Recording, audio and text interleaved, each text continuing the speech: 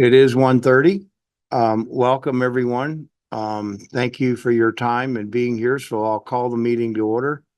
I guess this thing's up here for a reason. So there we go. Let me start by reading the purpose statement of the Citizens Advisory Committee.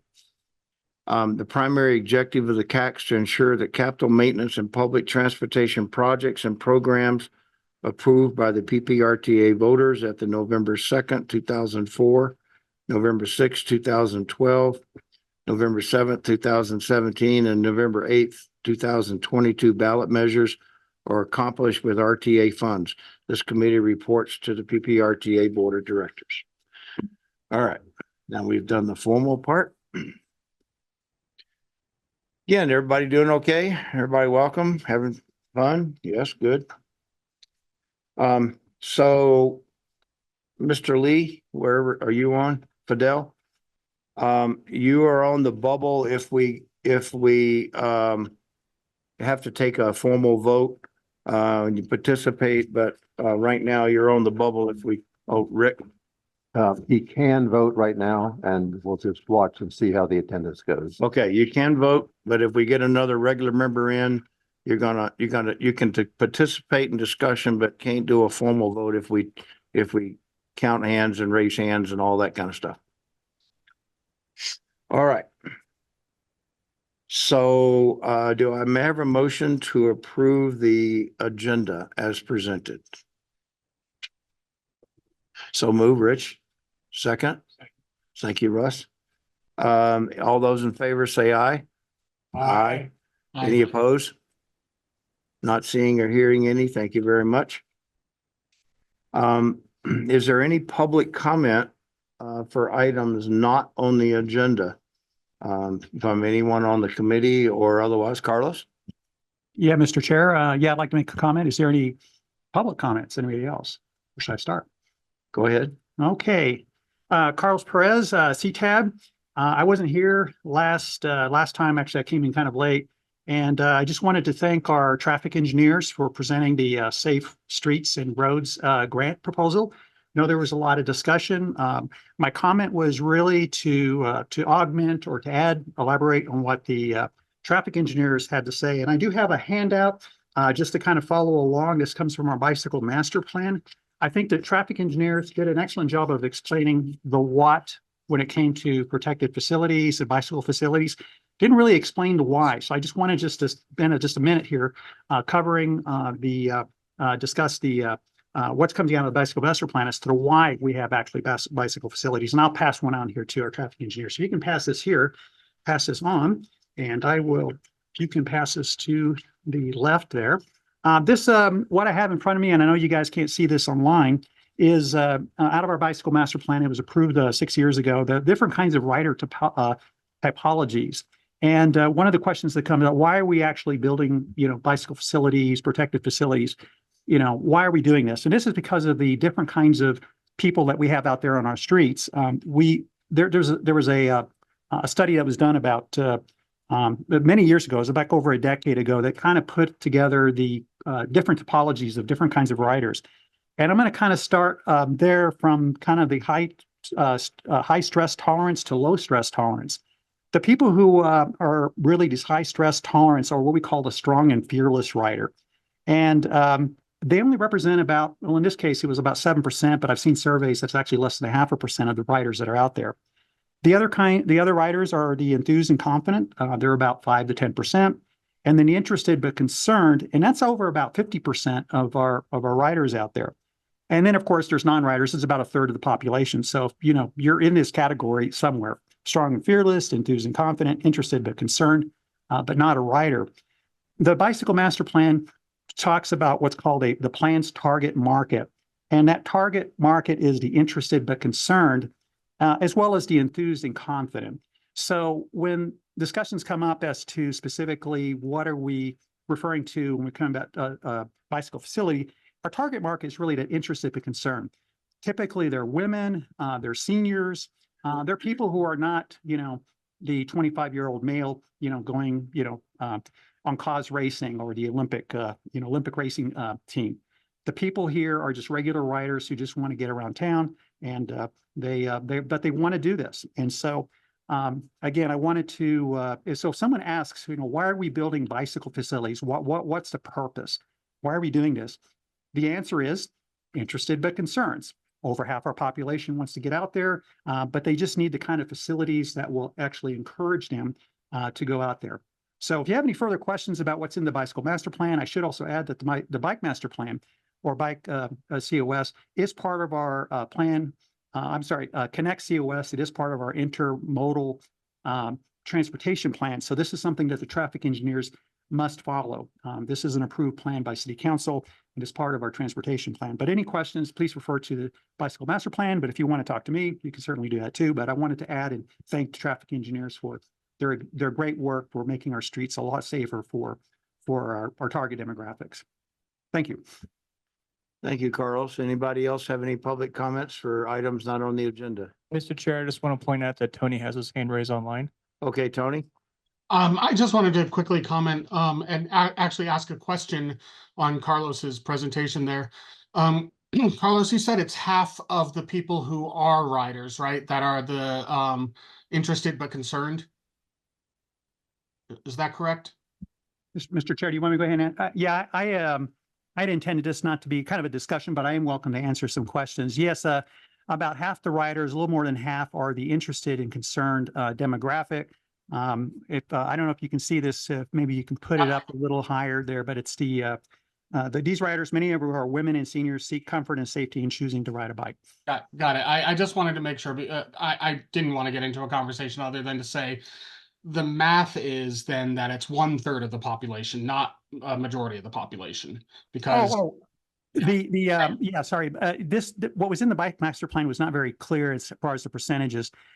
There is not a rider that's not shown on the infographic, and the survey that came out of Oregon about 10 years ago or so said that it was about 1/3 of the people are not riders. No matter how good the facilities are or whatever, they're just never getting on a bike. Of this, the 51% is that the whole population of these four topographies. So a little more than the majority are in these interested but concerned. But yeah, it's what's not on the infographic is the other third that will never get on a bike. That answer your question, Tony? Yeah, the math in the bike master plan didn't match up with the study, and so I didn't put any numbers on there. gotcha. Okay. All right, thank you very much. Next on the agenda is approval of the minutes from the May 1st meeting. Do I have a motion to approve? David Zalnock, happy to make that motion. Thank you, David. Second, anybody? Barbara? Thank you, Barb. All those in favor say aye. Aye. Any opposed? Not seeing or hearing any, minutes are approved. Thank you. Lisa, financial reports. Okay, the monthly report is for March. And March did look a little different than January and February. We were still above budget by $115,256 or 0.9%. Looking at March of 24 compared to March of 23, we received less this year than we did last year by $241,729 or negative 1.9%. Okay. Any questions regarding the financial report? Dave? Just a quick question. Anything you can elaborate on as to speculation as to why it's down $250,000? I mean, is it's sales tax driven, obviously, in large part. Is a slowdown in development, I guess, is a question, which we know accounts for a large part of the sales tax revenue. I'm not really sure why March would have been different. I'll take a spitball at that. What I've been seeing in newspaper, magazines, on TV is that lots of folks are maxed out on all their credit cards. So they're finally being forced to stop spending. Wow, brilliant. What took Good so long? good concept. Imagine that. Don't spend money you don't have. Well, the one thing I noticed about the trends over the years is, and you look at the budget plus last year's, they're all tend to track kind of the same pattern from month to month. You know, it may be different year to year in terms of totals, but the expenditure amounts tend to go up and down at the same period of time each year. And, you know, looking at the trend, this would have been the highest month leading up to the middle of the summer, end of summer kind of increases again. So I just not totally out of character. It's just the volume is not the same. It's kind of the way I looked at it. I don't, you know, during COVID, we saw some drastic measures that were way below anticipated amounts in the early stages, but then it began to pick back up and got back in line again or exceeded them. So, but yeah, I thought the same thing. I think I've read too, that with construction, you look at the number of permits and stuff were low in the early part of the year. And so people aren't buying the materials and furnishings and that kind of stuff. So From a macroeconomic standpoint, I was speaking with one of our county commissioners who reminded me that about half the home building is now not going inside city limits. It's going into the county, not in the city. So I don't know, Josh, maybe from a county perspective, are you seeing that slow down? Do you know much? You paying attention to home building trends in the county like that at all? Whenever I ask that question, the answer I always get is, we don't know. It picks up and then it drops off and it picks up. I mean, we fluctuate. I mean, 2 months ago, we were at a kind of a 12-month low as far as our development review. But now we picked back up and we're at a 12-month high. So I think the answer is even the development community doesn't know what they're doing. Thank you. Not in a bad way. Yeah. They just well, if it's built in the county, the city will annex it next year and it'll all be back in the city again. So that's my plan. Any other questions on the financial report? All right, great job, Lisa. Thank you. Item 5B, mid-year budget amendment. Okay, so I have a draft of the amendment in here, with the addition of 10 million in interest revenue. And this also includes revenue above budget from last year, which interest from last year was a little over 9 million above the amended budget. And that's still holding pretty strong. So I don't know if do we want to have the jurisdictions recap what they're using the funds for? Does anyone, let me ask it this way, does anybody, members of the committee, have any questions about what you've looked at in your packet? And the second question would be, does either the city or county want to elaborate on anything that in their portion of the budget? Or any of the other member governments that are online or present? No questions from anybody? Okay, well, that's good. All right. Then what do we need to do here? We need to make a recommendation to present to the board. Yeah, so it would go to the board, and then the next step is the board would set the public hearing date for the board meeting in July. Okay. Somebody willing to make a motion to present the budget amendment as presented to the board of directors next week? Larry Tobias, I move for recommendation of the proposed budget amendment for 2024 as presented by Lisa and in the paper information that was also included in our packets. Do I have a second? Craig Gooding, I'll second. Greg, thank you. All those in favor say aye. Aye. Any opposed? Not seeing any, motion carries. We'll make the proposal to the board next week. Thank you, Lisa. Thank you. All right, item number 6, capital maintenance and public transportation contract, city of Colorado Springs. Ryan? Yes, the city of Colorado Springs has 6 contracts to present this month. The first one is for the Tut Boulevard extension. This is phase 2, capital A list project from RTA 2. And the map is included at the back of the memo. This is to add some additional design assistance during construction to the consultants that provided support to that project. And the amount of that request is $15,100. The second contract is for Union Pacific Railroad Mainline over Fontanero Bridge replacement, also a capital A-list project. Map is included at the back of this memo as well. This is for HDR. HDR was selected through an RFP process back in 2019. This will be the third change order to their contract. This is to do some additional work to accelerate or to propose some accelerated bridge construction techniques to the railroad and provide some additional railroad coordination. The May I- request, May I ask a quick question on that, Ryan? Yep. So is this as much as anything a reaction to their decision to press ahead, and now we're asking questions to get them to do things that we want them to do too, or is that?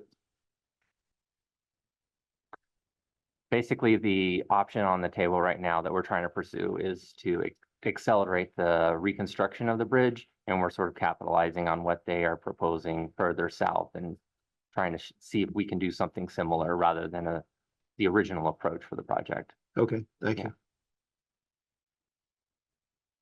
The amount of this request for HDR's change order is $767,680.60. The third contract that I have for you is for a PPRTA 3 capital A-list project, the Fillmore Street and Bridge Improvements and Trail Connections project. The map is at the back of this memo. This is the structures that are immediately east of I-25 that go over the railroad and Monument Creek. Back in March, we solicited an RFP and ultimately selected HDR to provide the services for a planning and environmental linkage study. What this study allows for is it allows us to start the project by following the PEL process and opens us up to be able to pursue federal funding for this project, which will help us to leverage RTA funds and deliver the project with less local funds and utilizing more federal funds. So the request today is to initiate the contract that will be for this planning and environmental linkage study. It's a 50-50 grant, so 750,000 through grant funds, 750,000 through our emergency bridge fund as our local match. So the request for this is for $1.5 million. I have a question. Did you say that this is a PPRTA 3 project, or is this a? Correct. This is the PPRTA 3 project. So they're just doing the design and the environmental study. Just the design and the environmental? Yes, we're just advancing the planning and environmental linkage portion of this project. It does not take us into design. It's more or less like a alternatives analysis that lays out the framework for the project. To qualify for the grant that we'll hopefully do under RTA 3. Correct. Okay. But as you said, it won't go into design. It's Not yet. just doing the It's alternative doing all review. the groundwork that's necessary to be able to pursue federal funds for a project like this. Okay, thank you. Mr. Chair, quick question. Yeah, go ahead, Dave. A good overview, Ryan. Thank you. Capacity enhancements, are there any associated with this structure? The number of through lanes will remain the same. Okay. From my understanding, I mean, the PEL could spit out different results, but the enhancement will be through multimodal connections, connection down to the trail, sidewalk connections, things of that nature is the intended scope. But we have to do the PEL to really refine that. Thank you. Give us plenty of warning before you start, so I know to avoid that area. Yeah. So I've got a quick question. Go Is ahead, that Ray. gonna include any kind of preliminary design at all, or is it? It just seems like a tiny area for 1.5 million, but I'm sure there's a lot of moving. There's a parts. lot of scope involved in the $1.5 million. There's an alternatives analysis and Oh, good. recommendations and environmental, Oh, good. cultural resources are consulted. All of that stuff that you need to be able to pursue a federal grant is what's included in the PEL. Good. So they just did one for Power South. If you can, piggyback off of any of the resiliency pieces, since we've already paid for some consultants to do that, you guys might as well take advantage of it. Go ahead. All right. Our fourth contract that we're presenting is for Lake Avenue. It was for the two intersections at State Highway 115, or as we call it in the city, Nevada Avenue, and South Cape Road. They're two separate intersections. The city received a Highway Safety Improvements Program grant to make improvements to the Southgate intersection. And then the state received a faster grant to make improvements to South Nevada and Lake intersection. So because these two are right next to each other, the city and the state have combined efforts to deliver the project under one engineering contract and hopefully one construction contract as well, just for overall efficiencies. The match on this one is a 10% local match, 90% grant match. The PPRTA Intersection Improvement Funds is the local match for this particular program. The total contract request is for $963,235, and the consultant that was selected through an RFP process is Basis Partners. The fifth contract, this has to do with a maintenance project taking place on Rustic Hills. As part of that project, there's some necessary utility relocations that had to take place for that project. The city and CSU have a utility relocation agreement that specifies the cost share between the project and the utilities based upon the age when a utility needs to be relocated as a result of the project. In this case, the facilities in Rustic Hills were on the oldest end of the agreement and requires a 15% local cost share or project cost share of the total overall cost of the utility work. The local cost share for the Rustic Hills project is $368,462.67, and this would be payable to Colorado Springs Utilities. Ryan, is this the same area? In this Rustic Hills area, didn't they have to move some utilities to do curb and gutter in order to, or the drainage ditches that were on the side of the road? Wasn't there some? There is utility work that's being done in Rustic Hills as well. My understanding is this has all to do with the roadway, the ditches, the conveyance of drainage off of the roads and things of that nature. Okay. Utilities went in and had to do quite a bit of work. Yeah, okay, thank you. Mr. Chairman, Go ahead, yes. this is Rick Hoover. Yeah, they did, Stormwater did the ditches. And they, have been working on that. They're also, paving the roads. CSU came in last year and did the gas lines. And then they will put a new water main in between Brady Road and Broken Circle Road down Half Moon. And then that will be paved after that. That'll be later in the year. Okay, thanks, Rick. I knew that they did some work in there over the last year or so, just trying to keep it straight in my head.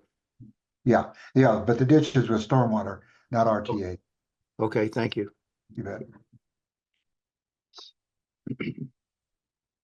All right, the final contract that the city has to present today is for an on-call project manager that will support transit and their project delivery. The city advertised an RFQ for these services back in February.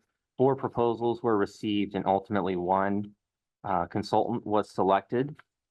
This contract will be a renewable, a base year with 4 renewable years. This project will be, or this contract will be funded primarily through FTA and matched with transit's funds. However, we're bringing it to the board for approval in case later on down the road, we would like to pursue RTA-free transit capital program funding for this contract. So this contract is a not to exceed $625,000, and it is to STV infrastructure. Go ahead, Carlos. Yeah, thank you, Ryan, for this. What is the, I didn't realize that transit needed the services of a PE for special projects. Can you tell what kind of special projects is transit required? It requires a PE. It's for assisting transit in delivering their capital projects and professional services contracts. So right now, there's several ongoing contracts that are otherwise being managed through in-house resources.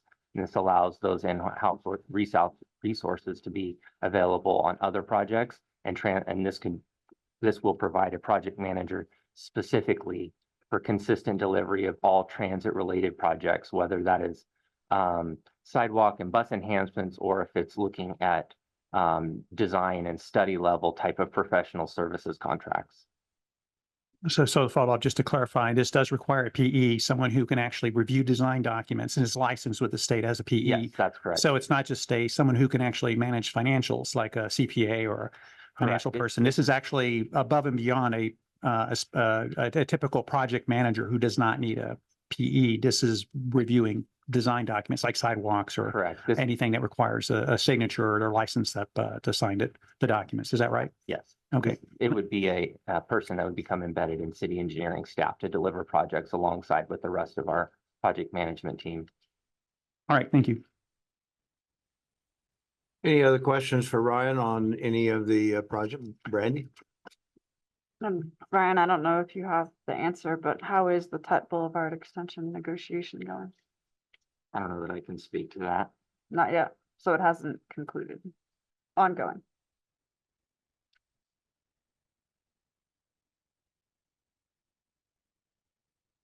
Gail Student with the City of Colorado Springs. So I think to restate your question, to make sure I understand, for the Tut Boulevard extension phase, we have a possession and use agreement that's in place with the Rasmussen's property owners.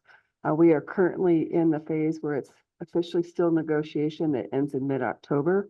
And should we be unsuccessful, then we'll be going to the courts for evaluation hearing. Thank you, Gail. David? Just one quick question, Ryan, back to your Highway 115 and Lake Avenue project. As Gail can testify, I love to ask questions about traffic signals being uncoordinated. You may be aware that's probably the largest traffic volume unsignalized intersection in the region, I'm guessing. I don't know that for a fact, but there's no signals there at Highway 115 and Lake. Does the project include signals? That'd be a state piece of it, I presume, because it's state highway passing over a city street. More importantly, are there plans, if there are a signal there, for coordinating them? The roundabout, isn't it? Sorry. Gail Servant again with the City of Colorado Springs. So Dave, if there were to be a signal, yes, they would be coordinated. I believe the state's project, though, is not intending a signal, that they're actually using a roundabout for control as we come off of 115 onto Lake Avenue. Wow. Well, that's good news on both parts. No signal there, none required, and no coordination needed. Thank you, thank you, thank you. Good answer. All right. Any other questions? Do I have a motion to approve the city's projects as presented? David Zelenoff, so moved. Do I have a second? Rich Moore, second. Any other further discussion? All those in favor, say aye. Aye. Any opposed? Okay, not seeing any, motion carries. Thank you. Transit. 7A.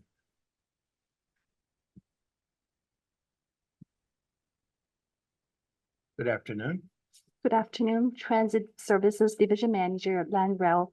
In your packet today is our transit monthly report.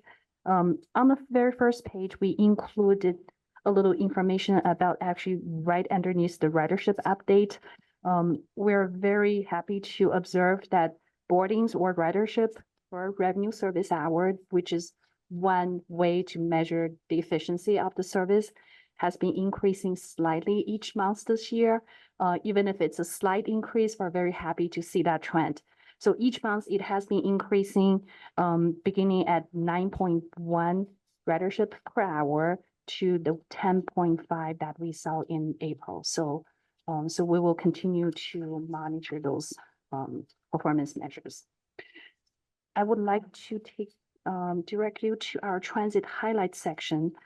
2050 long-range transit plan is still in progress.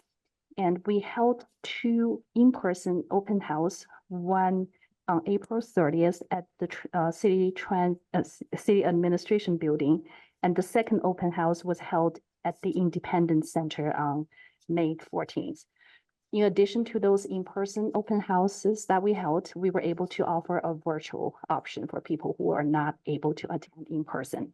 If you miss those, it's not too late. You can still sign up.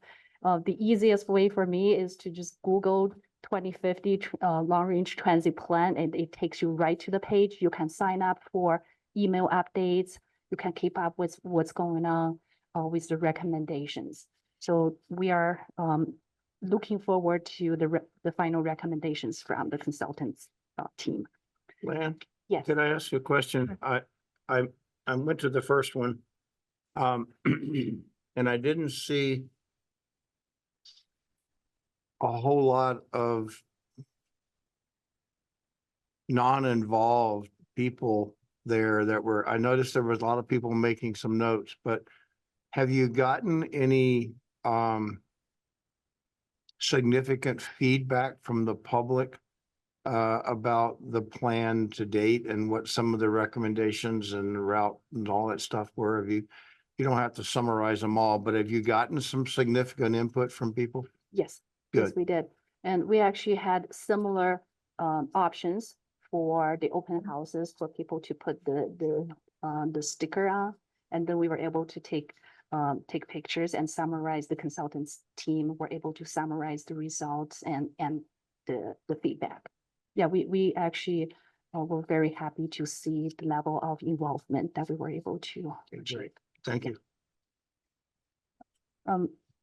Our second item is our customer service building office has been moved from our admin building of 1015 Transit Drive to across street, and the address is 1070 Transit Drive. This is the building that used to house our fixed route contractor.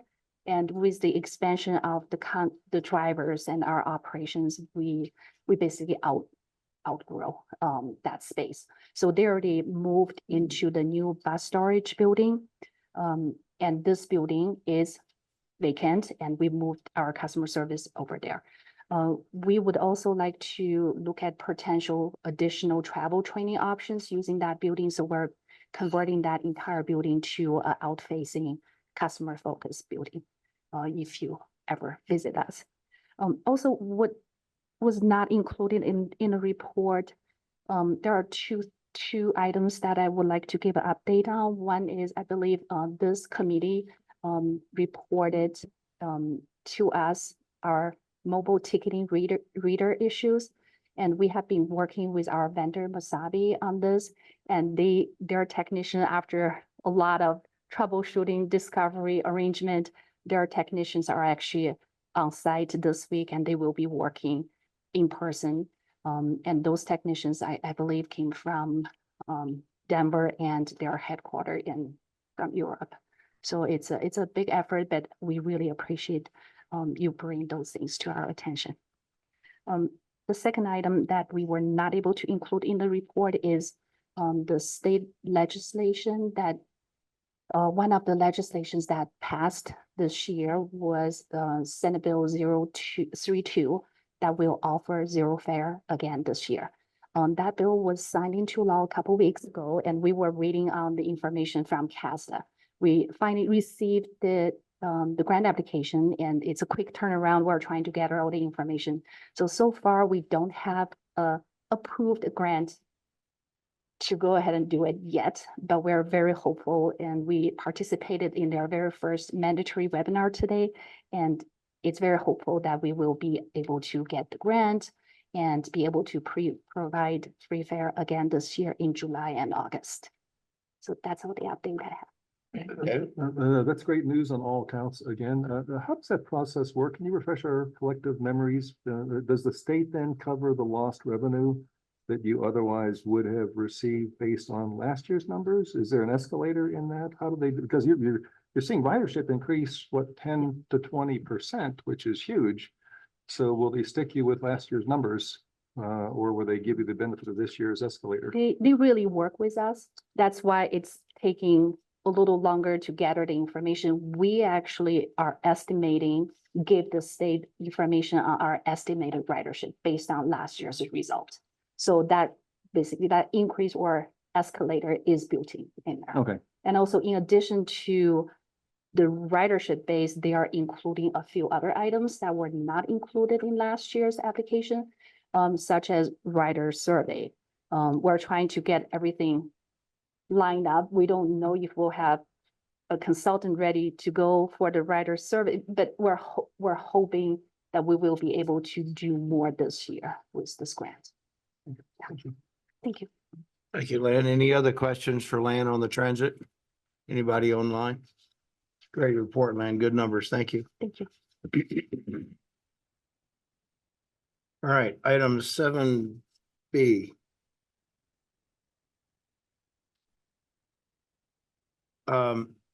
Colorado Springs IGAs between RTA, CDOT, and the city of Colorado Springs on capital project grant.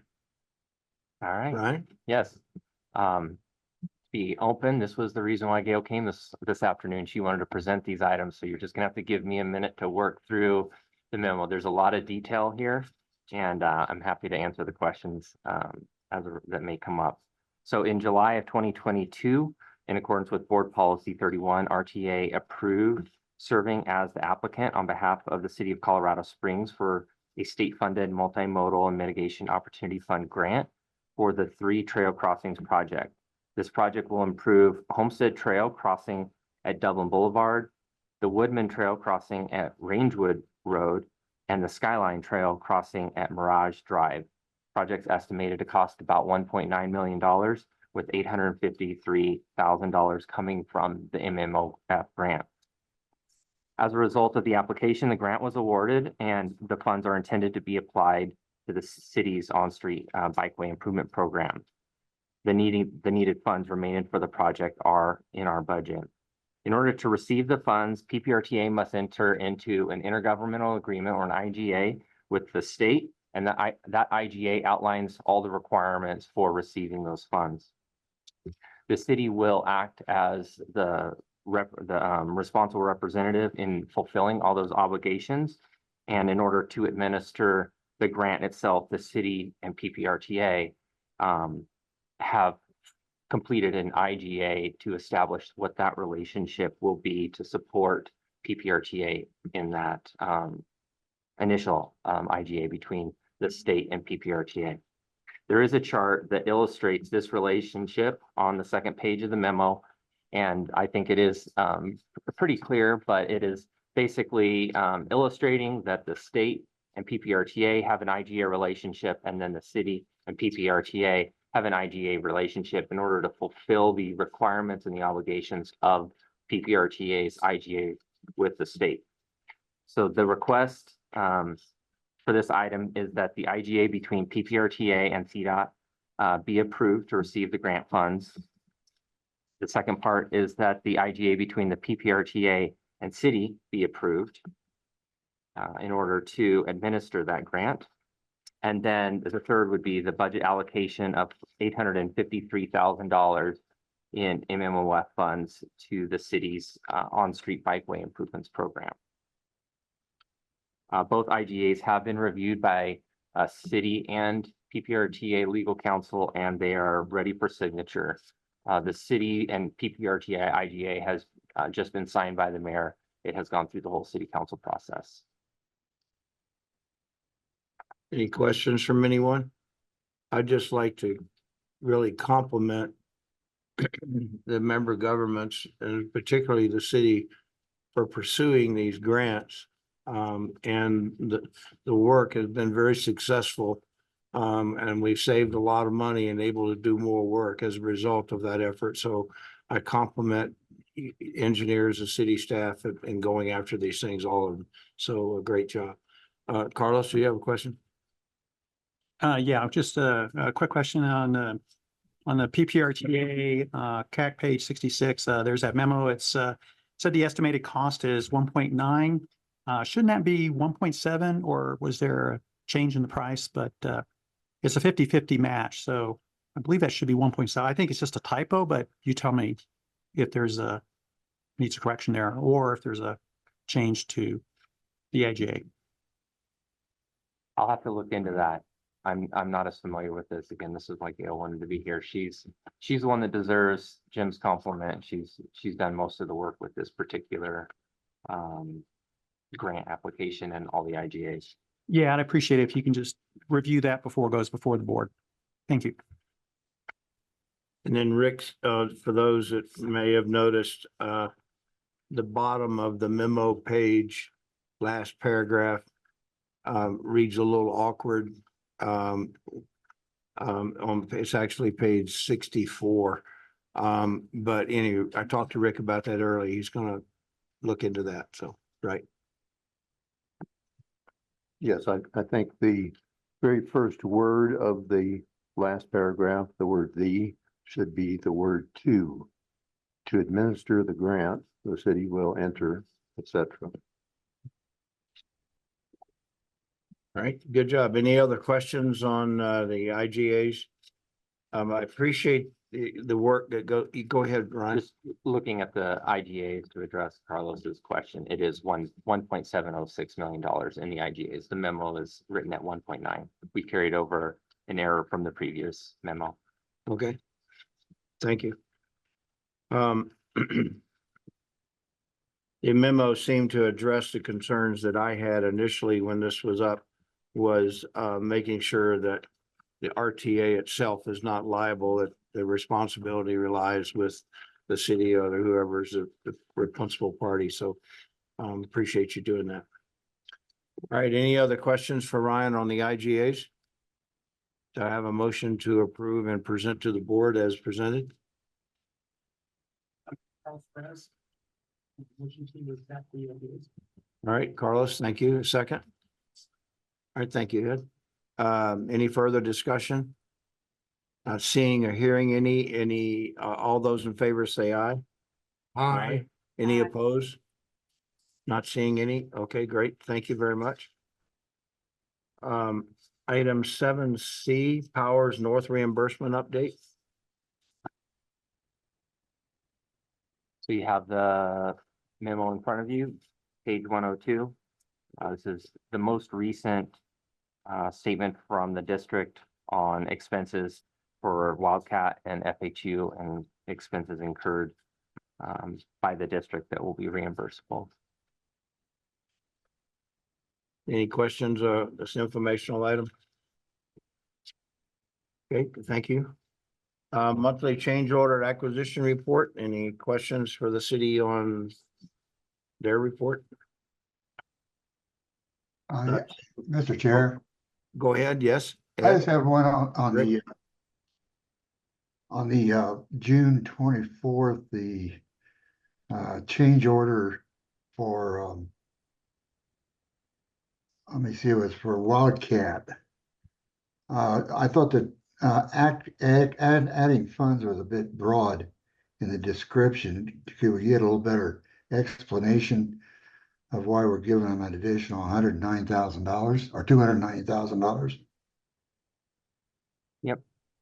I saw that as well as I was preparing today and investigated that some more to make sure I understood where that was coming from, because I agree adding funds is pretty broad category. That's primarily for the pavement remove and replace on Black Forest Road, just north of Woodman. Originally, in the design, it wasn't anticipated to be removed and replaced with the project. We were trying to pave around it, but over the course of construction, that particular section of pavements got beat up pretty bad. And in order to leave the project and that road in good shape, we're going to just go ahead and remove and replace that section of roadway so that it's all new roadway. Thank you very much. I appreciate you being prepared too. All right. Rick, you get your That's all I answer? had. Thank you. Okay. All right. Yes, sir. I did. Go ahead. Oh, you got the answer. Yeah, he Okay. got the answer. Okay. Good. El Paso County monthly change order acquisition report. Any questions for Josh? Not seeing or hearing any, moving along. El Paso, City Manitou Springs for revenue allocation adjustment, item 7F. Rick? Thank you, Mr. Chair. As the CAC will recall, on June 14 last year, the PPRTA board approved a revenue allocation proposal to the city of Manitou Springs. It's attached in the packet to remedy a deficit in their contributions compared to their allocations. The proposal was accepted by the City Council of Manitou Springs. The first section of that proposal was a $600,000 reallocation to the city's PPRTA capital account, which was done. The second item in that proposal was a commitment by the board to study options to address the annual situations when the city of Manitou Springs experiences a financial deficit. So this second option is now before the CAC and the board. PPRTA staff used the same accounting process as was used to review Manitou Springs PPRTA financial situation for the years 2005. Hard to say that year of that old age. 2005 to 2022 to develop a template to be used for the calculation for the end of 2023. So that template without financials posted in it is attached, as well as the template being completed with the financials that Lisa has provided us for Manitou Springs financial allocations for the end of 2023. That attachment shows a deficit of $65,725. So if the CAC and the board approve that, it would be transferred from the mid-year budget amendment to Manitou Springs account, either capital or maintenance, which is yet to be discussed, the capital and or maintenance part. So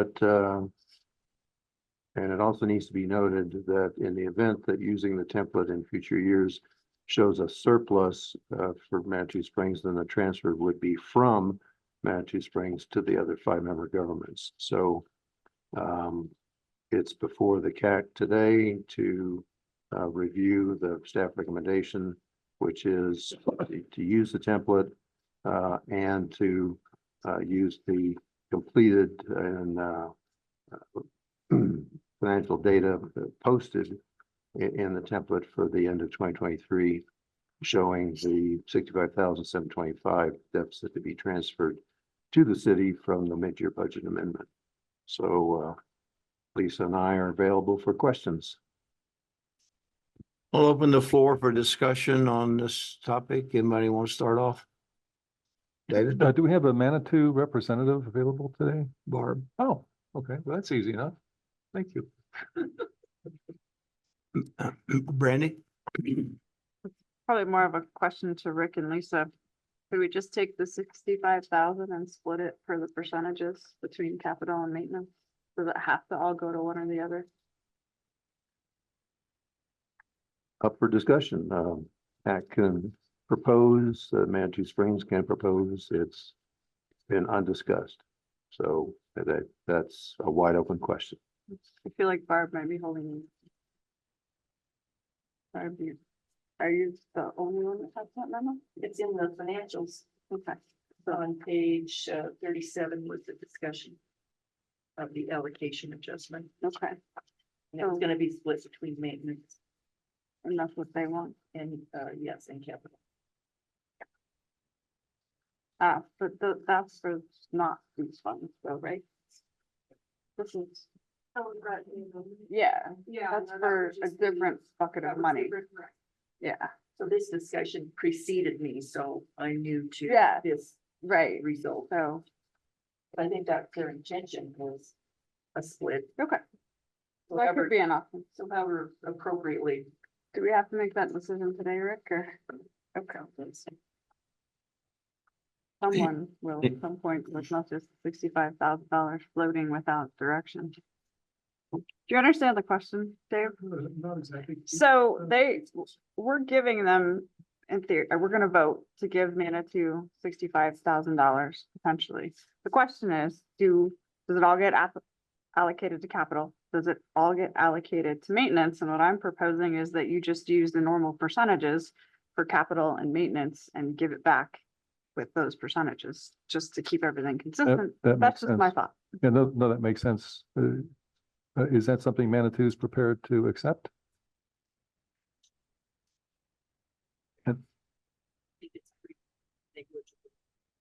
$20,000-$30,000. Yeah, it's not a huge amount, but it really is a great question. Is there urgency to this matter, or can we refer that question? It's a great question that Brandy's asked. Board as a question? Will that go before the board at the meeting next week as a question? Well, it will be presented based on, well, it'll be presented and then our recommendation or whatever, if we decide to defer it based on a decision for that. Or we just leave it to the board to make that call or leave it to Manitou.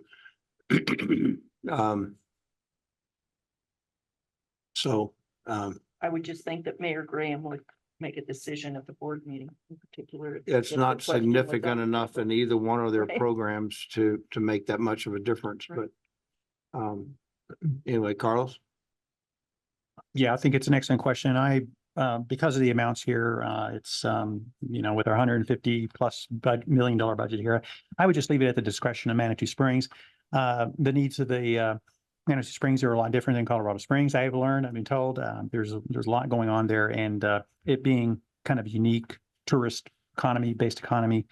My sense is to defer to their judgment, but certainly I'm open to other suggestions, but I would prefer they make that decision and just leave it open. So to that point that Carlos made and Brandy's 5-star excellent question, is there a way we can weave that into an approval? I'm certainly willing to, as Carlos said, given the numbers aren't huge, support this, but I would like to not set a precedent to where, let's say, here we go again, run it forward, Colorado Springs brings in insert a number, $100 million, something, and we didn't do it for Manitou today. So I'd like to take Brandy's idea, run with it, and attach maybe a little string, if that's appropriate, Rick, to Manitou to just say to be mindful of the split, something like that. Well, we're already setting a precedent. We are, yeah. We're breaking 15 years or 20 years of precedent already. We've already, by this passing, we already set the precedent, so I won't elaborate, but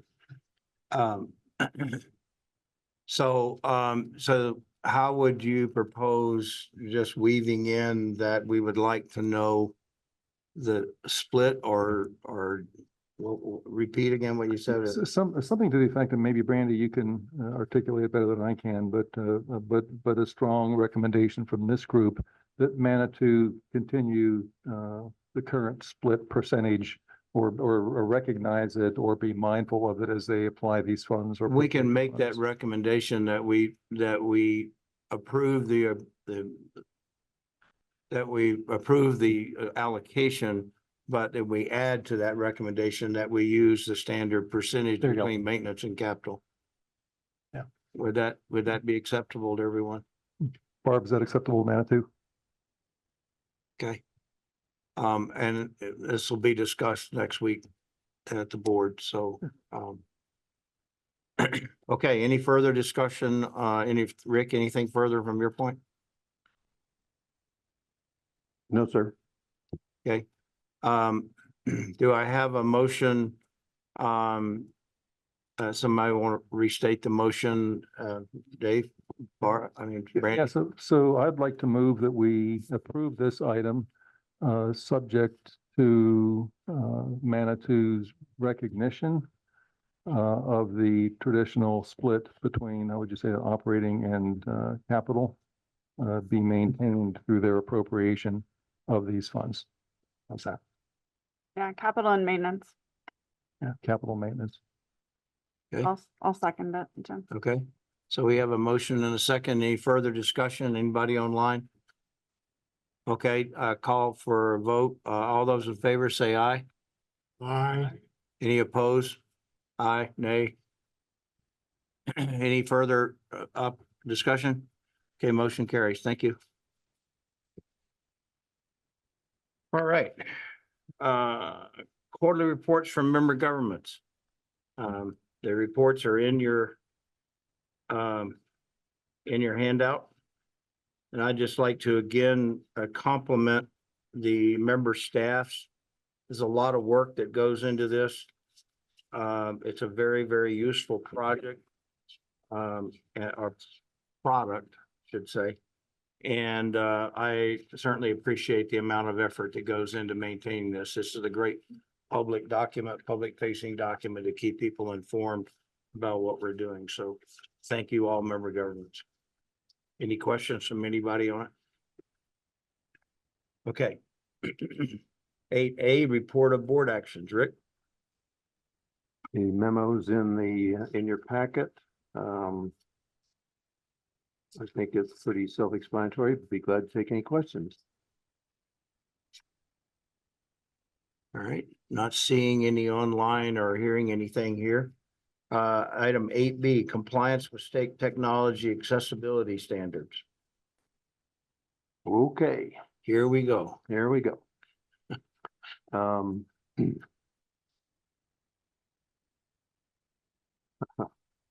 There was a state law passed in 2021, subsequently amended in 23, requiring all public entities and state agencies to ensure applicable information and communication technology is compliant with certain technical accessibility standards and rules promulgated by the Colorado Office of Information Technology, OIT. So I'll be using that acronym a bunch in the next 10 minutes. So the OIT office spent some degree of time coming up with standards, and they issued those standards in February. And the state law has a July 1 of the same year, of this year, 2024 deadline for compliance with the rules that were issued in February. So all state and county and city offices and us have been scrambling to figure out how to comply with the rules that just came out a couple months ago. And as we've worked with our PPRTA board attorney, we've also worked with Jared, our PIO, who is at the east end of the room here, and he's been on a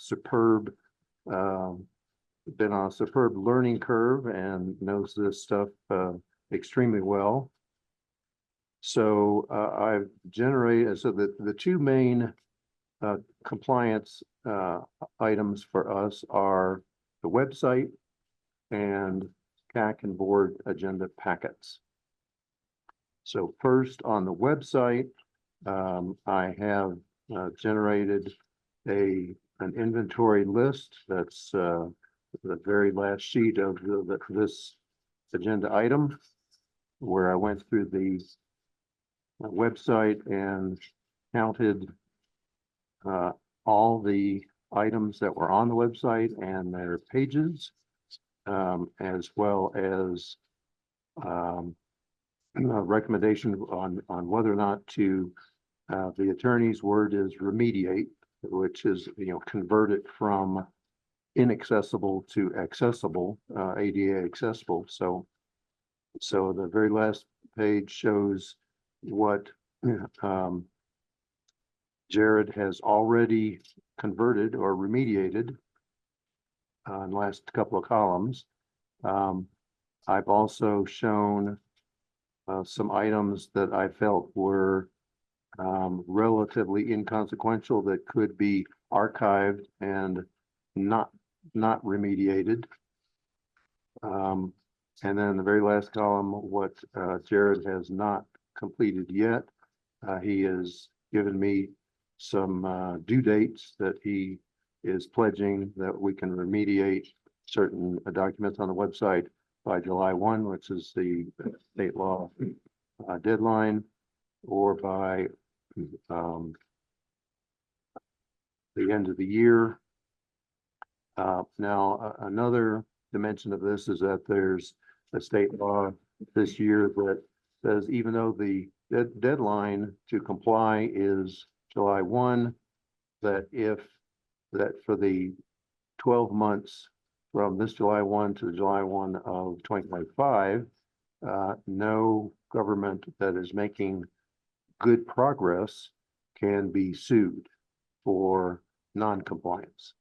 So the effort that we're showing, particularly on the website, on my very last page, I think shows an excellent progress, not only before July 1, but also what we will accomplish, what Jared will accomplish by July 1, and then the few remaining items by the end of the year.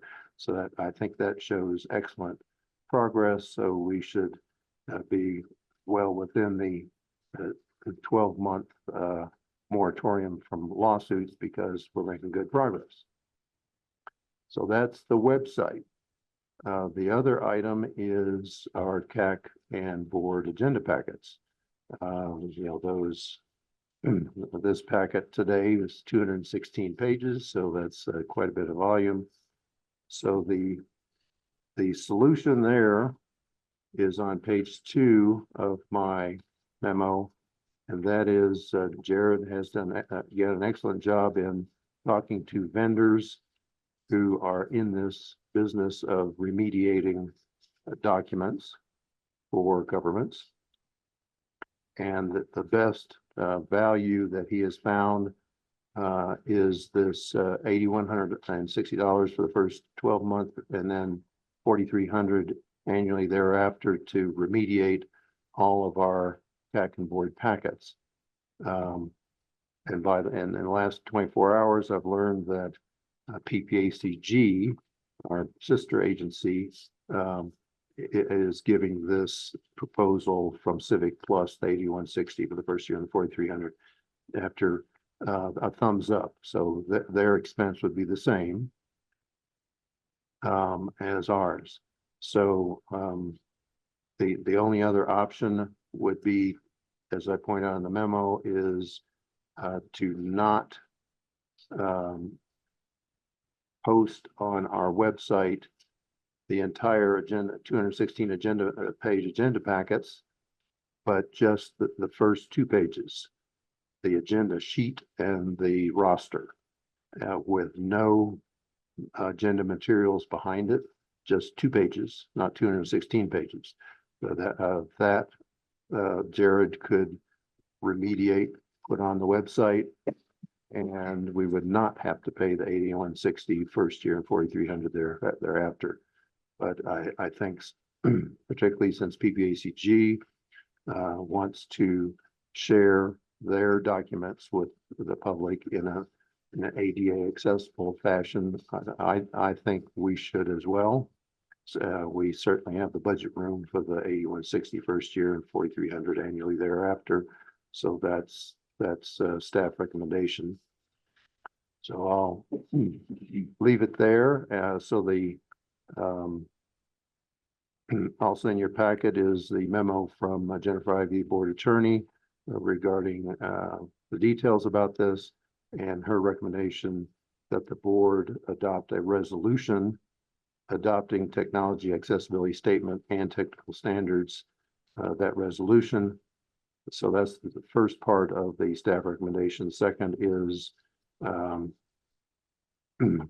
whatever is the staff recommendation for the Civic Plus proposal. That's the $8,160 for the first 12 months and $4,300 annually thereafter. So I'll leave it there and open up for questions and discussion. I have a question. So on the items that currently on a website that we decide to take off, or anything that we choose to not post going forward, and we put a link that says, if you want this material, send an email to, or whatever. When you send it, and reply to that request, do those documents have to be converted prior to being sent?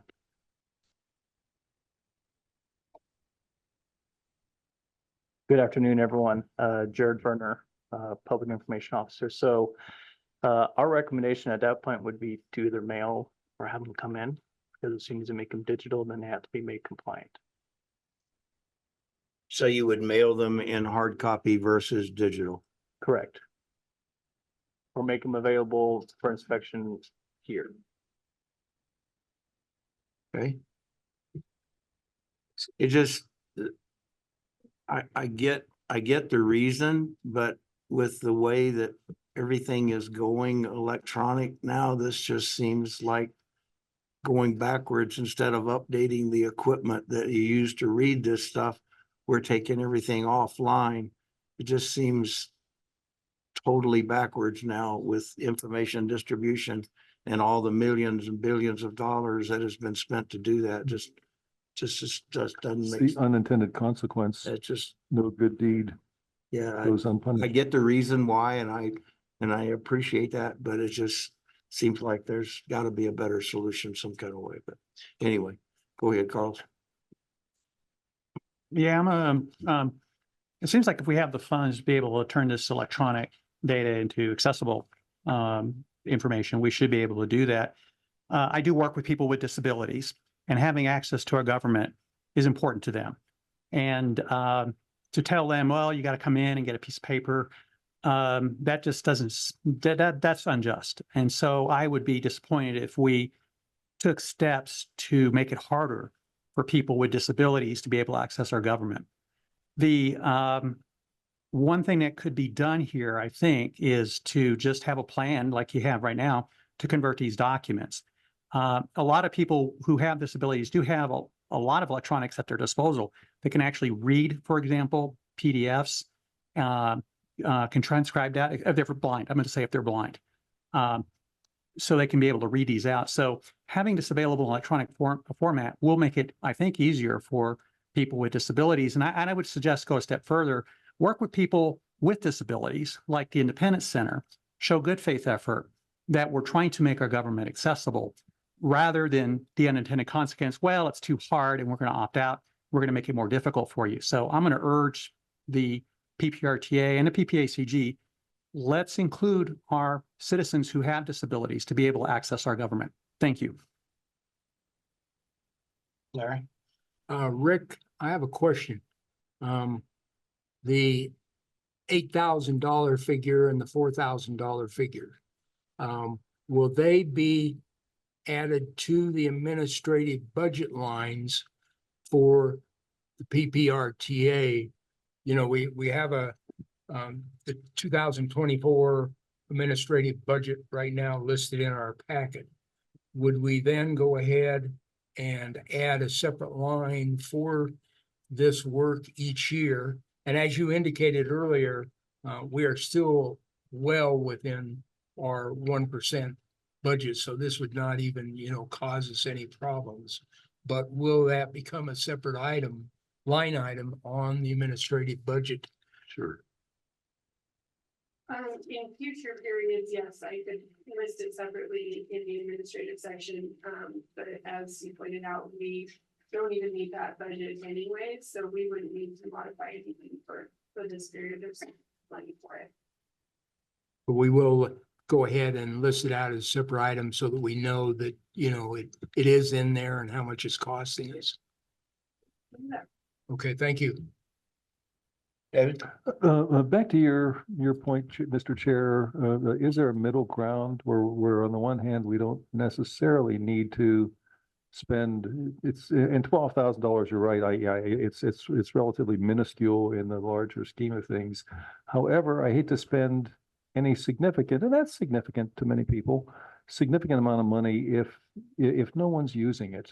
And that's I think where maybe you're going. That's where I'm troubled by. If somebody's actually using it, then for a year, don't even ask a second time, to Carlos's point. If nobody uses it, why go to the time, trouble, and effort to do something that goes unused? And I asked that similar question or very question to Rick was that, do we know how many times someone has hit our website and tried to access the 2004 IGA that we need to pay money to convert that? And so I get a year, maybe two or so, but when you go back 19 years and you start looking back at some of that, to your point, it was how many times do people actually access? I know there's a lot of people that look at current agenda meetings and current meeting materials to know what's going on.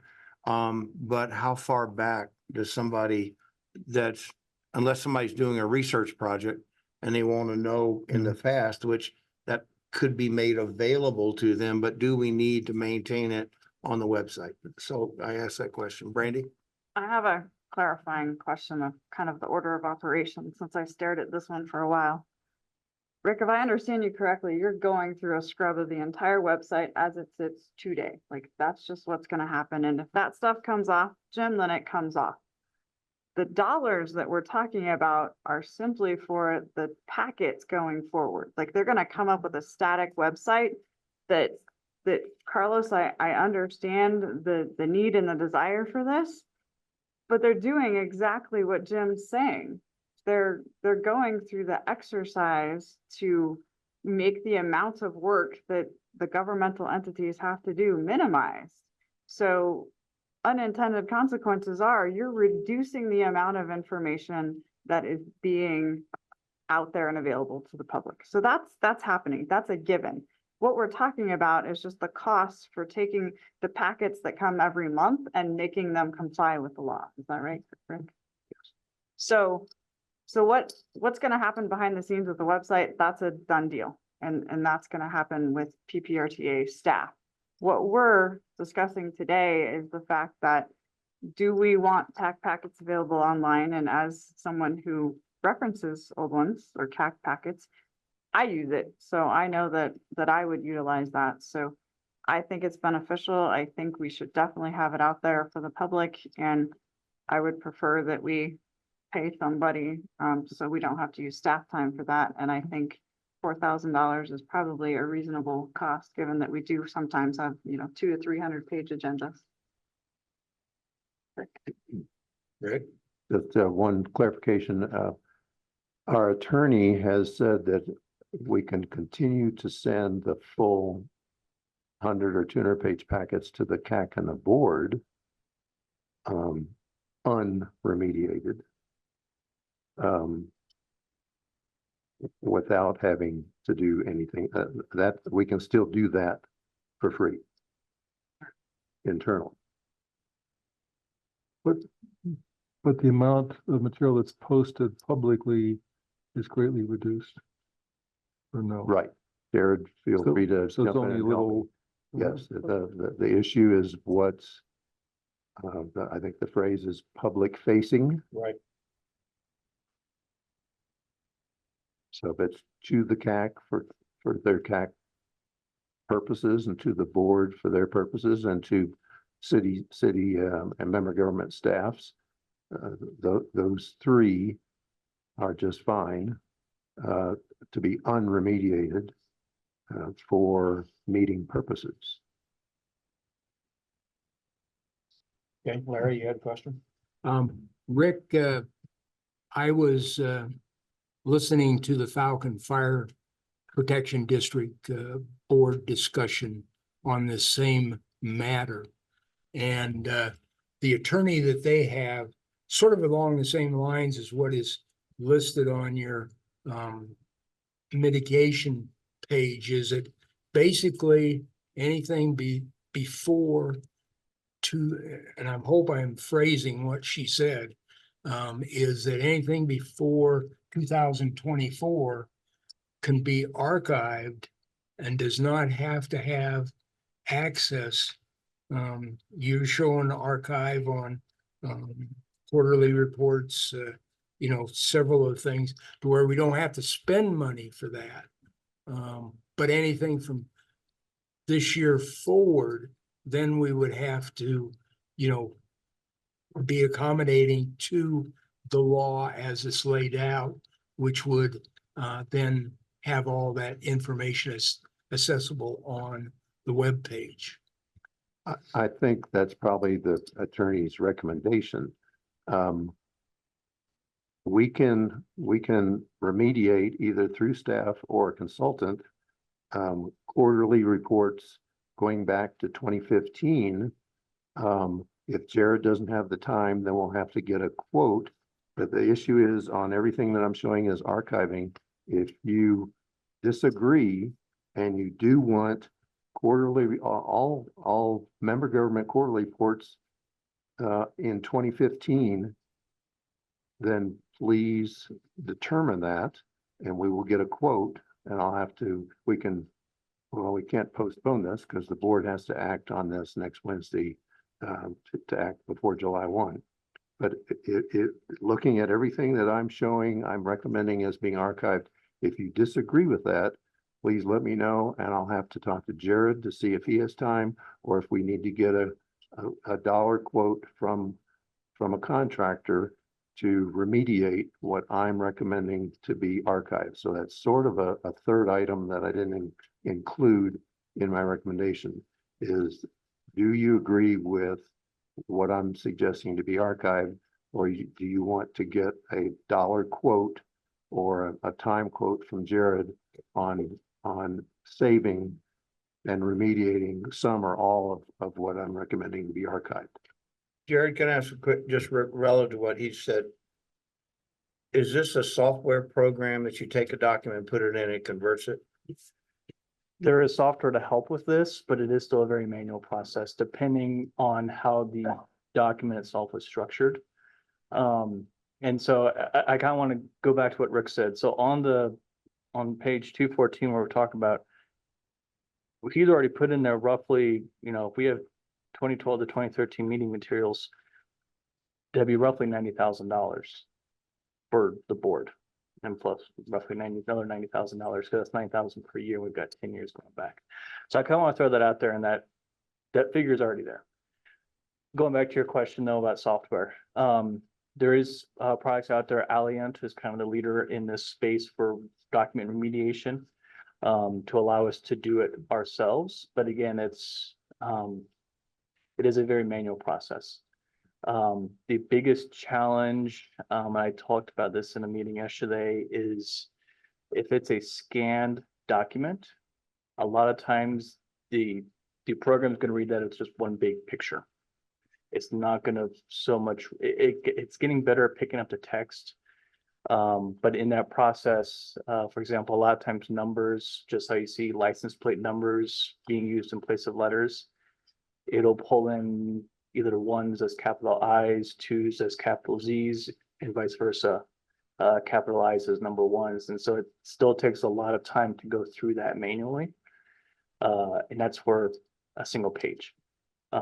If we have the original material, whether it's in a Word format, InDesign, Excel sheet, something like that, it goes a lot faster. But if we're talking about a straight PDF and remediating just that, depending on how it was built, because there are export functions, say if it was exported from Microsoft Word, if it was saved as PDF versus exported as PDF, I know that seems like it's splitting hairs, but on the accessibility side, it makes a huge difference. Like for bullet lists, it'll have it'll just read it as a column of bullets and a column of text, and it won't recognize that the bullet goes across, not down. So things like that is why it's, I mean, if someone had a venture capital idea to do this through AI, Yeah. I mean, they would just absolutely rake in the money right now. Just because, like, for example, an Alliant license just by itself is $900 for one license. How much? 900. And that's still me or someone on our staff doing it. The state Internet Portal Authority has been very gracious. They've allowed governments on a first come, first served basis they've had 500 licenses as part of their authority. We have claimed one of them. So that's $900 at least this year we're saving as we move forward in this process. Barb? I was just going to comment that we had this same discussion in our small URA meeting yesterday on the west side in Manitou. And we have a Manitou Springs City Council liaison in our group. And this has been addressed broadly at the Manitou Springs City Council and has been acted upon in a similar manner to Rick's approach. But to Larry's comment in that regard, every attorney working on this has their opinion and advice to their entity. And we all are getting a little variation on that recommendation based on size and scope of community, heritage, how many years, how many documents. Our attorney suggested everything back in time for our entity should be addressed, not archived, but addressed to make functional in this manner. But I think everybody's trying to go for, well, I would say we're trying to go forward in a sense, and I think that's kind of the matter before the board of what's a true good faith effort that you're going to represent and exhibit to the state. And even on the deadline of July 1, that's a deadline, but they just want to see that you're making progress, substantive progress by that date. They're not going to haul everybody off to jail or start these $3,500 a day fines, but it could matriculate to that if you're not showing action. So I think it's a matter of what position do you want to take in good faith as we move forward on this and give Rick direction in regard to how broad a spectrum that represents. To me, that's kind of the issue on the table. So, the RTA has done a lot of really good things. We got a lot to be proud of in being part of this group, but the RTA has done a lot of stuff. And the amount of money to convert it and make it compliant is pocket change and rounding error and some of the stuff that we do.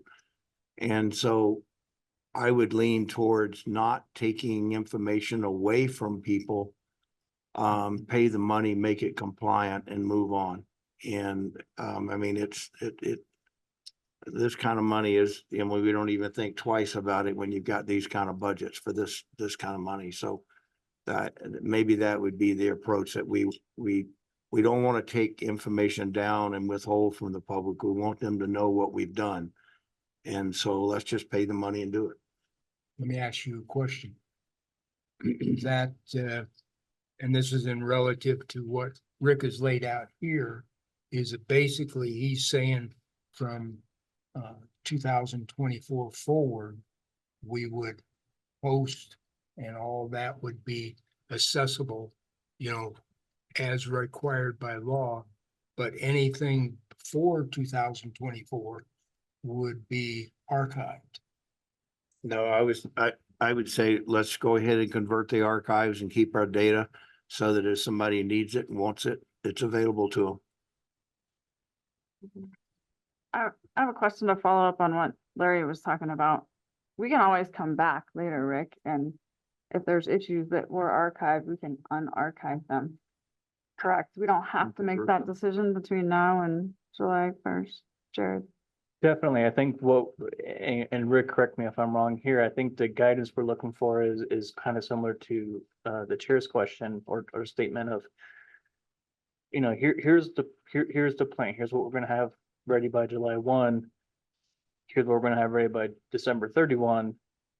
And then anything listed as archived, that's kind of the question is that worth the expenditures? Even if it's down the road, right? Even if it's down the road, because it's going to be compliant July 1, whatever's on there is on there and whatever's not is not. Right. And then how did meeting procedures, how was that decided to be archived? Just out of curiosity. If anybody wants to answer the question. I didn't consider it too relevant for the public. It's more of an internal. Okay. You can disagree. You can disagree. We can. I think it's only 4 or 5 pages. It might be by Word, might be in Word. So if you really want that back, we can.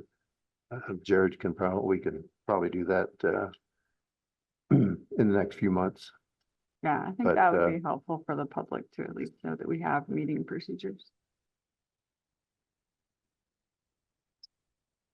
Well, Rick, you'd indicated that you had a third item that might have been added to your original letter. Should Yes, that, that's the very last sheet. And do you want any of do you agree with the recommendation on remediation versus archiving? Or do you want to pull something that I'm suggesting to be archived? Do you want to pull that back and ask us to either see if Jared has time to remediate it, or we get a quote from a vendor to do something? So is there anything that I'm showing draft as archived that you want to change to keep it instead of pulling it off of the accessible site? okay, thank you. Jim, can I try a motion? go ahead. I move approval of what Rick has proposed, including paying the 8,000. I'll get the number here. $8,160 for the first 12 months and the $4,300 to, again, like Jim said, make it so the public can see all the good work that we're doing. And I would propose that when Jared's time allows, that we remediate the meeting procedures, just so everyone has access to that. And maybe the awards. The meeting procedures to make it so that they're remediated. They're 5 pages. That way we all have access to that. And the public has access to that. And then Jim, did you want me to add awards? Awards. I thought, we have a couple of pretty neat awards over the time, and it's 1 page. Anybody else want anything unarchived while I'm mid-motion?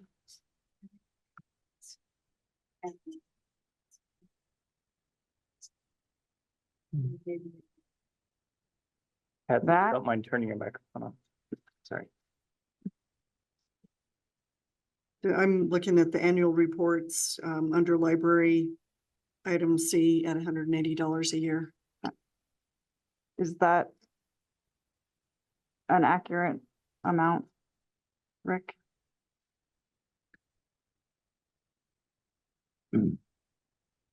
Jared, that's at the $6 a page. Yep, I mean, that sounds right to me. Keeping in mind that that's 180 a year and that's 14 years, so 14 times 180. It's 180 a year. How many years do you want?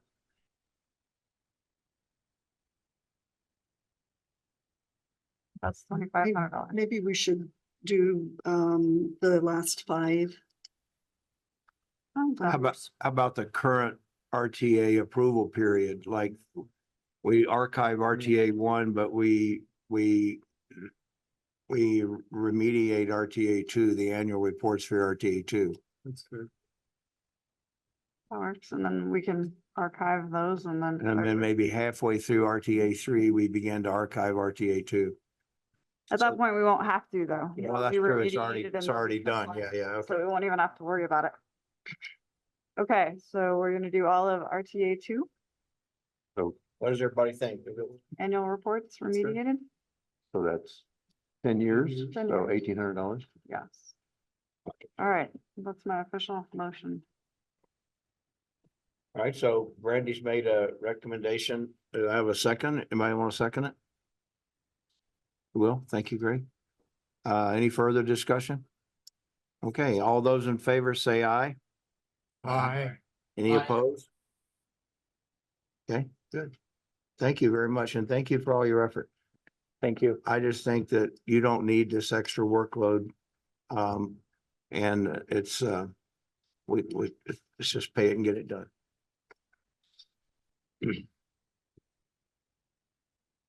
All right, good discussion. Item 8C, abstentions from voting. Thank you, Mr. Chair. You can see the excitement in the room. Okay, I think we've reviewed numbers most of everything on the first page. Except, I think what's new is number 6. The actual process for a CAC member to abstain from voting due to conflict of interest. The PPRTA attorney recommends that the CAC member announces that she has a conflict and plans to recuse himself or herself from participation discussion in the issue at hand to avoid a conflict of interest, and plans to abstain from voting. So that gets our 2 key words in the same sentence. Plans to recuse and plans to abstain from voting. Then abstain from voting. Some governmental bodies adopt a rule for members with conflict of interest to move to the visitor section of the meeting room or even to leave the room. CAC has not historically taken these steps, but could discuss these options for possible rules. So that's up for discussion today. So I think that's the new item, number 6. So I'll leave it there and see if in my staff recommendation, I give you some options. Number 1, take no action and continue with the current practice of voice voting and not asking for the count of abstentions, not otherwise offered due to a member's conflict of interest. Revise your rules or request that the board revise the CAC bylaws or take some other action. So there you go. I'll turn it back to the chair for discussion. So we had this, some of you know that prior to the board of directors meeting, there's a pre-meeting in which Larry and I meet with the chair and vice chair of the board prior to the actual board meeting. And we had this discussion last month, and I made it very clear that we don't have an issue. We have not had an issue. People have been upright up front. And that because one of the comments made by one of the chair or vice chair was that they should leave the room. That's what city council or county commissioners do. They get up and leave the room. I don't think we need to do that. We have not had an issue in the number of years that I've been involved in here. And I'm proud of the fact that we've got a lot of engineers on the staff, and that makes us more informed, in my opinion. So I would throw out that I don't think we need to do anything. We just need to continue doing what we're doing, and that's reminding people in good conscience, if you've got a conflict with this because of your past or your current employment or whatever that you state that, it's a matter of record at that point. And then if we end up having to do a manual count of the number of votes, that abstention would be, the name of the person abstaining would be recorded. Otherwise, it's just shown as an abstention. And so that would be what I would throw out for somebody to consider or comment on. I agree. Okay. Got one agree. I see some head nods. Anybody go on record? Barb? So if I recall our couple of meetings of discussing this, I think the heart of what we were trying to get at was just not voting. That I think what we're trying to get at is if you're not going to vote and abstain, you have a reason in good conscience for doing that and not just, I don't want to weigh in on this. Correct? That's what I want to clarify. Yeah, I think that was what kind of spurred the conversation, was that because in the end, even though it doesn't happen very often, if we've got 16 people here, we need 16.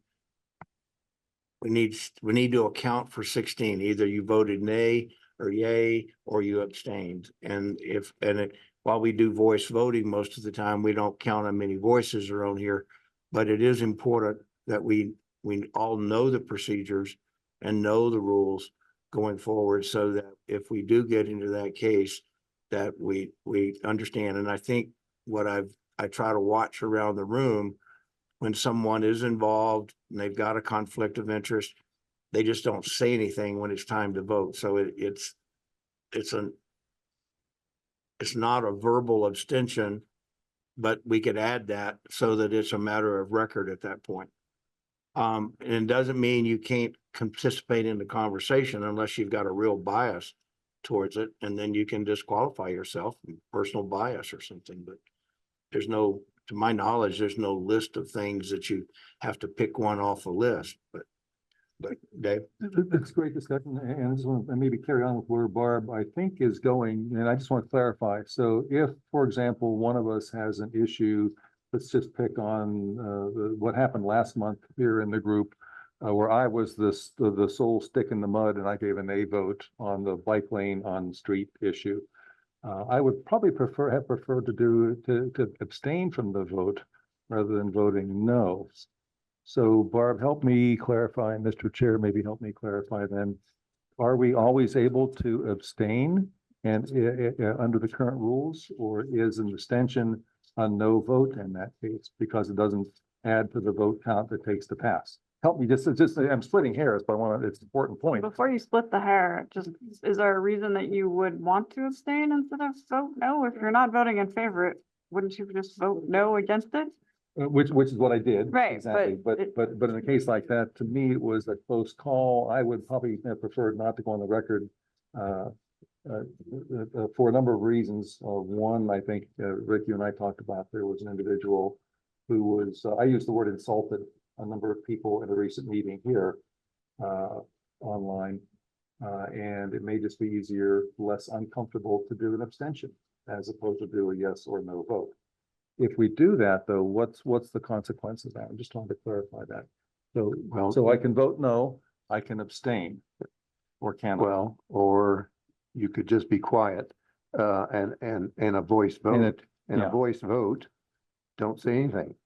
That's how this came up 2 or 3 months ago, is we had a full room and the chair asked for a voice vote, and there were about 4 people that said something, and then I incorrectly said, if only a few are voting, then is everybody else abstaining? And that's how that was the snowball at the top of the mountain that got this avalanche rolling.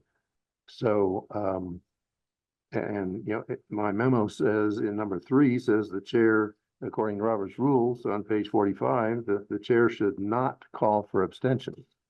Number 4, Robert's rules on page 407 says in the right of abstention that members can abstain since he cannot be, I'm quoting, since he cannot be compelled to vote. So I think if you want to quietly abstain, then in a voice vote, then don't say anything. Mm-hmm. If you overtly want to abstain, then you might be asked for a reason. And we did clarify that an abstention is not a no vote. Correct. Okay. So So that's the root of my yeah, question. so it would be 3 instead of yay, nay, abstain, or whatever. It's not a no vote. Okay, Yes. thank you. Yeah. Carlos was Can correct I in that either last month and month before, you can have a 2-to-1 vote with 14 abstentions, and the 2 carries the motion. There, okay. That's just, that's so important. Please just state that again. I heard it. I want to make sure that we all agree with the way you beautifully framed it. I'm quoting Carlos. Yes, abstentions are just non-votes. So they are not no votes, they're just non-votes. So then you just count those voting. So a 2-to-1, even though you have 17 people in the room capable of voting, 2-to-1 with the other 14 not voting, the 2-to-1 carries the motion. There you go. All right, Cindy's Hi, got, this is Cindy. Yeah, can I speak up? yeah, go With ahead, that Cindy. example, 2-to-1 with 14 abstentions, all of these people were voted onto this board. I mean, I'm relating it to my town board, but when someone or 14 people choose not to vote, we appointed you to have an opinion. I think abstentions are necessary in some cases, but I don't like the idea you just don't want to commit, so that's why you're abstaining. You're there on that board to voice your opinion. That's why we have 17 people. So I know Robert's rules and we will follow them, but that's my opinion. I think the 2-1 and 14 abstentions is, Carlos was pointing out the extreme example, but it's more likely going to be, 6-5 and then 4 abstentions, whatever. In those kind of cases, I would raise questions that we need to discuss this further because something's not right about this. So, Brandy? And Cindy, just so you know, I gave that exact same speech last time we had this conversation, so we can reiterate it over and over again, but you're absolutely right. We're all here because we've been appointed to make decisions and recommendations to the board, and that's what we're doing here. So I appreciate you reaffirming that. Go ahead, Carlos. Sorry, it looks like you're doing some lawn work out there. It's hard to hear. Yeah, this is Carlos. Yeah, I also concur with everyone here is that, by the way, I prefer to hear the no vote and get what I call the minority report rather than sometimes the group consensus. One thing I try to be careful of is what I call groupthink. We all just get along, go along, and then we make a mistake because, we don't want to be the outlier. And I don't like that peer pressure. Someone who proudly votes no on things, I try to, state my opinion on that. You guys know I have very strong opinions on things, but I do encourage or like to hear minority opinions, especially when it comes to our safe streets. And that's one of the reasons I did my public comment. I said, I appreciate this minority opinion because it looks like there's an opportunity. I call it the teachable moment. Why are we building this bicycle facilities? We've heard the what, but why are we doing that? So I like to hear that and I encourage that. And when you're silent, it doesn't give me the opportunity to understand where you're coming from and also to amend my thinking. One thing I try to do is given new information is to change my mind. And I want to do that. I don't want to be a stick in the mud or take an ideological position. So I do want to hear the minority opinions because it does, I hope, will influence my thinking and maybe even sometimes change my thought process on things and maybe even switch how I think about that. I've heard a lot of really good discussion there. So being silent doesn't help me provide the best advice to our elected leaders. And that's what I tell our elected leaders. I'm here to give you the best possible advice I can give you. Given the information I have, I want to do my homework, but I also want to hear from a deliberative body. And with that, I can help provide a better opinion to our elected leaders. So yeah, I think right now, going where this goes, I think right now I just stick with what we have in Robert's rules, that an abstention, which is different than a recusal, by the way. We do have rules on recusals for conflict of interest. And so you really are compelled not to vote because it's considered a conflict of interest and our public would think that it's self-dealing and it's not the way to run a government, right? Conflict of interest. But with abstentions, if you feel very strongly that you really want to stay silent, it's your call, your prerogative to do that, your decision to do that. But I can tell you right now, if you do decide to do something like that, it doesn't help me make better decisions. And I do want to hear alternative points of view to help everyone here and including our elected leaders. So I would just say that maybe, I don't know if there's anything here we have to add, is just to say if we want to put something in our bylaws that just clarifies we're using Robert's rules, recusals.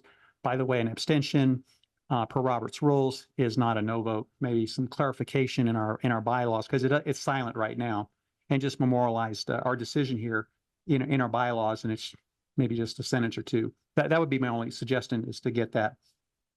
Because I think 5 years down the road, this question may come up again. It'd be nice to refer back to the bylaws on this topic. So thank you very much. I think don't we already have a plan that says what we do and we're not really not changing it? Well, yes, I think Robert's rules says that abstentions are not a no vote. So I'm not sure that we need to add that ask the board to add that to the bylaw, to the CAC bylaws. Because I think that's already in Robert's rules and the board approved CAC bylaws say that we follow Robert's rules. So I Okay. think we're covered. Mr. Chair, I'd like to call the question. Brandy, you got a comment? Yeah, I just wanted to say that I would say the consultants in this group do a good job of recusing themselves and letting you know and putting it on record. So I think for those of us who end up with conflicts of interest, we do our best to say we're recusing ourselves in advance. David? Just want to call the question. There's a motion, I believe, on the floor. Is it? I don't think we have a No. motion at this point. Okay, then I'd like one to to. do You want to make a motion? I'd be happy to make the motion then. Just I wanted to clarify where we are in clarifying things. So no, that's pretty clear. I'd like to, actually, do we even need a motion then? Rick, I don't think we do, do we? Because it's status quo. We don't need a motion. I'd suggest you choose between no motion or a motion to continue current practice. I would make a motion that we continue the current practice and we memorialize this for future reference, which it would be. Memorialize it where in the minutes? Yes. Okay. I'll second that. Okay, thank you. Any further discussion? All right, after 4 months of discussing this, we'll take a vote. All those in favor say aye. Aye. Any opposed? Not hearing any? All right. All right. Anybody have any burning topics for next agenda? So I always have a burning topic, Mr. Chair, and as crazy as it sounds, I think that the discussion we just had about the relatively minuscule $12,000 or whatever it was, really reminded me about how, and I mean this in the kindest way, how little we invest in ourselves as a group here. This is a huge, as we all know, it's a very, very large amount of money. I'd like to think that all of us are always up to date on all the latest trends. I know Lan has incredible transit things she's doing, bike lanes. There's a transportation conference. Richard, I know you've been to probably more times than you care to count. There's a CASTA conference every year for people who want to go learn about buses. I know many boards, a number that I sit on, just say, hey, if you want to go to one in-state technical conference about buses, transportation, trends in mobility, smart infrastructure technology that everyone is approved for. I just had a different board meeting yesterday and we approved $1,200 for anyone on that board to go to a national type conference. I would just suggest as a future discussion item, we think about, is it appropriate to spend some money and I'm talking hundreds of dollars per person perhaps, to go to an in-state conference once a year under some strict guidelines and rules, just so we can all keep our skills sharp. It may be learning, like I said, about buses, transportation. I think there's a great, CDOT does an annual transportation conference. I know I've been to it a couple of times. It's a couple $100. It's up in Denver. But I think if some of us wanted to go and have our mileage reimbursed, maybe we do an overnight to Grand Junction for the CASTA conference, wherever it is this year.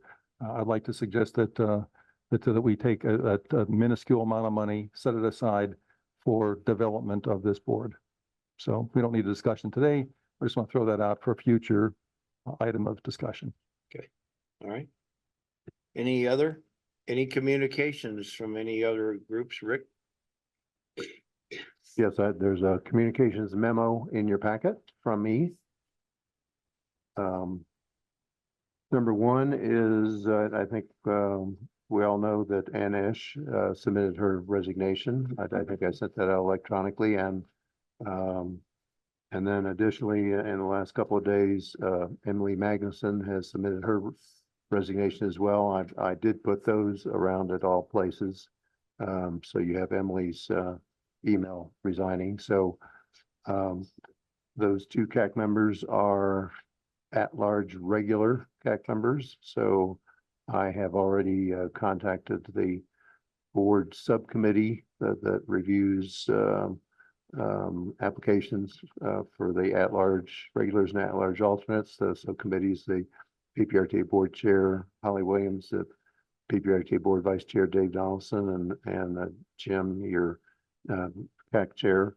That's the board appointed subcommittee to review applications and considerations for, in this case, for promotions from alternates up to the two now vacant regular seats. So that is in motion. And number 2 in my communications. What page is that on? Oh, pardon me? What page is that on? Last page of the, I don't have it. oh, Wow. no, it was on the desk. No, No. that didn't make it into your packet? No, my last page is, No? yeah. Just keep reading. Okay. Yeah, my last Okay. page is just the. Sorry. abstentions from voting. The air handling ductwork in this entire building has to be replaced. And that's a 12-week process starting Monday, June 17 through early September. So there will be no meetings in this building starting June 17 through early September. So your next 2, your July and August, and very potentially your September CAC meetings will be 100% virtual. Jared, where will you be hosting these from? Not to be glib about it, but my home office in Fountain. Okay. So, You will not be here. I will not be here just, because we're not guaranteed, while the upstairs part of the building will be, accessible, and then we'll move downstairs as they do different levels. There is no guarantee to have any kind of air conditioning in, say, on July 3rd. Or August 1st, whatever the August meeting is. While I grew up in Missouri and can handle heat pretty well, I have lived in Colorado for 15 years and can no longer tolerate that kind of heat. Meeting the So bar at Chuck E. Cheese. I plan to be in my office upstairs, in the mornings, as long as I can stand the heat with a couple of fans. But so I'll need to know from you if you want your packets mailed to you or if we're going to be 100% virtual, and I'm not, because I'm not going to have packets to hand to you like I did today for the half dozen of you who picked them up when you walked in. So I'll have to know from you if you want those mailed or if we're just going to be 100% virtual. So questions? Cameras on or cameras off? You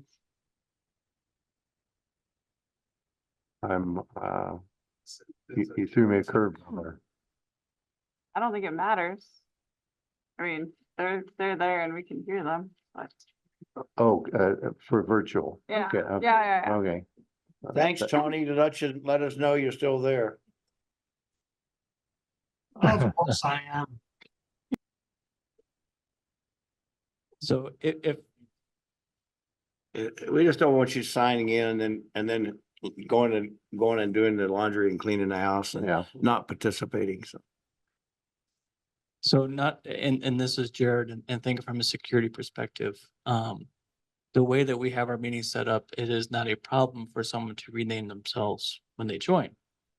And so if I wanted to be so creative, and if I knew that I'm going to pick on Ed because I see him multiple times a month, but if I knew Ed was not going to be in the meeting, I could very easily rename my name as Ed, not turn my camera on.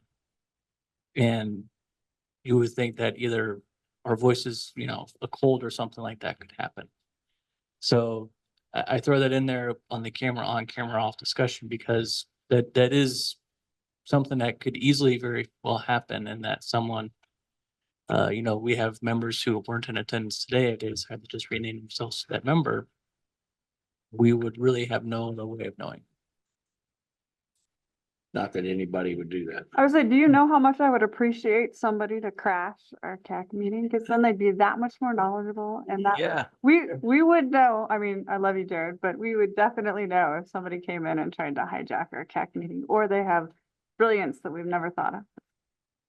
There must be You're something gonna on my agenda. mind, because I never Been in thought meetings that. and somebody's crashed. Yeah. Yep. Yeah, I gave a presentation through the American Public Works Association. They publish, just like we do, the Zoom link, and it got hijacked, and it was horrifying and very embarrassing. So, But I mean, that's possible for every meeting, right, Jared? Yeah. Is, and we do our best to, and luckily we don't have the same risk as, say, city council of Colorado Springs or something like that, where that is probably more likely to happen. But I just throw that in there as a possibility that, unless your camera's on, there is zero way for us to verify who the person is. All right, I'll have to give Jem some test questions because I don't have enough bandwidth generally to turn my camera on, so I'll have to prove that I'm me for the next meeting. All right. cardboard cutout. All right. All right. Anything else anybody wants to bring up, cover? I'd say for that purpose, maybe you just do a quick roll call. each Yeah, meeting. that's probably a That's all good it- idea. That's all it requires. Yeah, that's probably a good idea, Barb. Thank you. All right, Rick, Now, if you want to attend the next two board meetings, those will, July 10, that will be at Centennial Hall in the County Commissioners Auditorium. The August meeting, I think that's August 14, that will be at the county's Garden of the Gods Citizen Service Center in the assessor's classroom, which is when you go in at that ground level and you go past the police, the security desk, and you bear left from the security desk, and then you go straight headed for DMV at the far end. It's about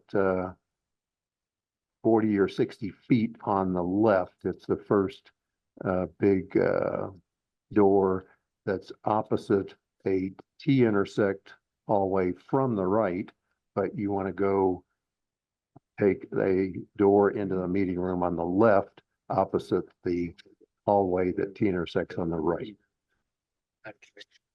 There we go. All right. Okie dokie. Thank you all again for your participation and inputs, and have a great month. And thank you all. Meeting adjourned.